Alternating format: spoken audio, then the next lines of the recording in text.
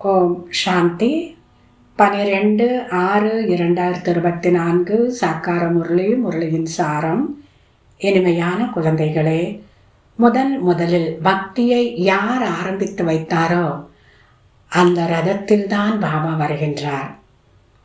அவர் number 1 பூஜைக்குரியவராக இருந்து பிறகு பூஜாரி ஆனார். இந்த ரகசியத்தை அனைவருக்கும் தெளிவாக சொல்லுங்கள். கேள்வி: பாபா தன்னுடைய வாரிஸ் குழந்தைகளுக்கு எத்தகைய ஆஸ்தியை கொடுக்க வந்திருக்கிறார்? பாபா தன்னுடைய வாரிஸ் குழந்தைகளுக்கு எத்தகைய ஆஸ்தியை கொடுக்க வந்துள்ளார்? பதில்: பாபா சுகம், சாந்தி, அன்புக்கடலாக இருக்கின்றார். இந்த அனைத்து பொக்கிஷங்களையும் அவர் உங்களுக்கு உயிலெழுதி கொடுக்கிறார். நீங்கள் 21 பிறவிகள் வரை இதை அனுபவம் செய்யுங்கள்.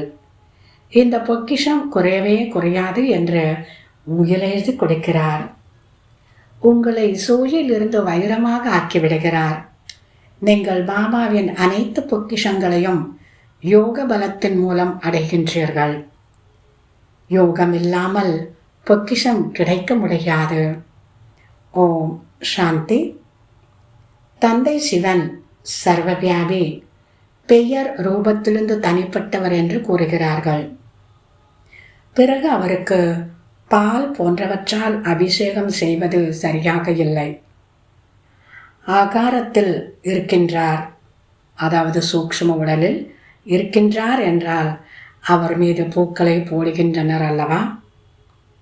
அவரை நிராகார் என்று சொல்ல முடியாது என்று மனிதர்கள் நிறைய வாக்குவாதம் செய்கின்றனர்.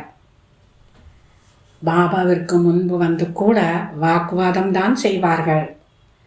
தவறாக சொல்லி வாக்குவாதம் செய்வார்கள். அதில் எந்த பலனும் இல்லை. இதை புரிய வைப்பது குழந்தைகளாகிய உங்களுடைய கடமையாகும். பாருங்கள், இந்த பிரம்மா பாபா அனைத்தையும் பாபாவிற்கு சமர்ப்பணம் செய்துவிட்டார். எப்படி இவர் அனைத்தையும் கொடுத்துள்ளார் என்று தந்தையை பார்த்து பின்பற்றுங்கள். சாதாரணமாக இருந்தார். மிகுந்த ஏழையாகவும் இல்லை, மிகுந்த பணக்காரராகவும் இல்லை. நீங்கள் சாப்பிடுவது, பருகக்கூடிய அந்த பானங்கள் சாதாரணமாக இருக்க வேண்டும் என்று இப்போது கூட பாபா சொல்கின்றார். பாபா தான் அனைத்து படிப்பினையும் கொடுக்கின்றார். இவரும் கூட பார்ப்பதற்கு சாதாரணமாகத்தான் இருக்கிறார். பகவான் எங்கே காட்டுங்கள் என்று மனிதர்கள் சொல்கின்றனர். ஆத்மாவோ புள்ளியாக இருக்கிறது. அதை பார்க்க முடியுமா என்ன?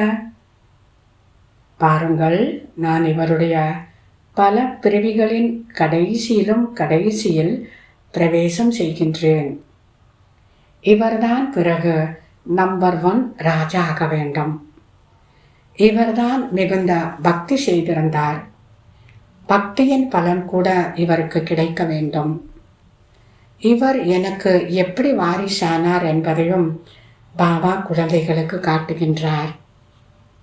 அனைத்தையும் ஈஸ்வரனுக்கு கொடுத்து விட்டார். இவ்வளவு குழந்தைகளுக்கு கற்றுக் கொடுப்பதற்கு பணம் கூட வேண்டும். ஈஸ்வரனுடைய யஜ்யம் படைக்கப்பட்டிருக்கிறது.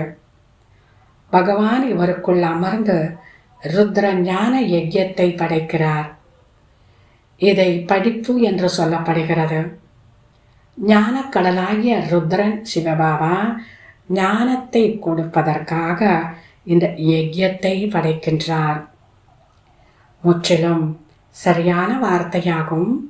ராஜஸ்வ சுய ராஜ்யத்தை அடைவதற்கான யஜ்யமாகும்.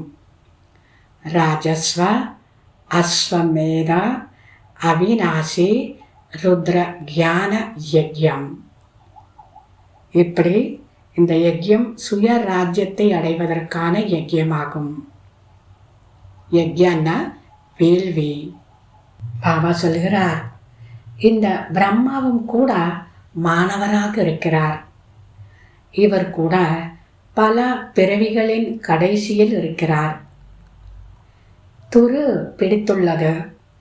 யார் நன்றாக படிக்கிறார்களோ அவர்கள் மீது கூட துரு படிந்திருக்கிறது. அவர்தான் அனைவரையும் விட தூய்மையற்றவராகின்றார். அவர்தான் பிறகு தூய்மையாக வேண்டும். இந்த நாடகம் உருவாக்கப்பட்டிருக்கிறது.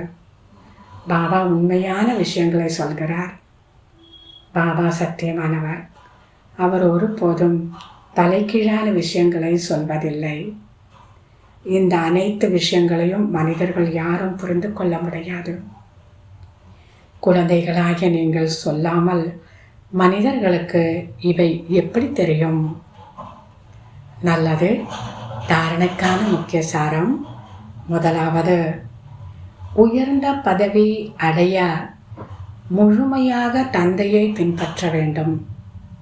அனைத்தையும் பாபாவிற்கு சமர்ப்பணம் செய்துவிட்டு ட்ரஸ்டியாகி பராமரிக்க வேண்டும். முழுமையான வாரிசாக வேண்டும். சாப்பிடுவது, பானங்கள் பருகுவது, வசிப்பது அனைத்தும் சாதாரணமாக இருக்க வேண்டும். மிகவும் மேலானதாகவோ மிகவும் தாழ்ந்ததாகவோ இருக்கக்கூடாது. இரண்டாவது, பாபா உயிர் எழுதி கொடுத்திருக்கின்ற சுகம், சாந்தி, ஞானத்தின் பொக்கிஷங்களை மற்றவர்களுக்கும் கொடுக்க வேண்டும். நன்மை செய்பவராக வேண்டும். கல்யாணக்காரி ஆக வேண்டும். வரதானம். பவித்ரத்தாவின் ஆழத்தை அறிந்து கொண்டு சுகம், சாந்தி நிரம்பியவராக ஆகக்கூடிய மகான் ஆத்மா ஆகுக. தூய்மையினுடைய ஆழத்தை அறிந்து கொண்டு சுகம், சாந்தி நிரம்பியவராக ஆக்கக்கூடிய மகான் ஆத்மா ஆகுக. விளக்கம். தூய்மையினுடைய சக்தியினுடைய மகான் தன்மையை அறிந்து கொண்டு பவித்திரமான, அதாவது பூஜைக்குரிய தேவ ஆத்மாக்களாக இப்போதிலிருந்தே ஆகுங்கள். கடைசியில் ஆகிவிடுவோம் என்று அப்படி இருக்கக்கூடாது. நீண்ட காலமாக சேமித்துள்ள இந்த சக்தி கடைசியில் பயன்படும். பவித்திரமாக ஆவது என்பது சாதாரண விஷயமில்லை. பிரம்மச்சாரியாக இருக்கின்றனர், பவித்திரமாக இருக்கின்றனர். ஆனால் பவித்திரதா தாயாகும். சங்கல்பத்தால் அல்லது உள் உணர்வால், வாயுமண்டலத்தினால், சொல்லால், தொடர்பால் சுகம், சாந்தியின் தாயாவது இதை மகான் ஆத்மா என்பார்கள். ஸ்லோகன். உயர்ந்த ஸ்திதியில் நிலைத்திருந்து சர்வ ஆத்மாக்களுக்கும் இரக்கத்தின் திருஷ்டி கொடுங்கள். வைப்ரேஷன்களை பரப்புங்கள். உயர்ந்த மனநிலையில் நிலைத்திருந்து கொண்டு அனைத்து ஆத்மாக்களுக்கும் இரக்கத்தின் திருஷ்டியை கொடுங்கள்.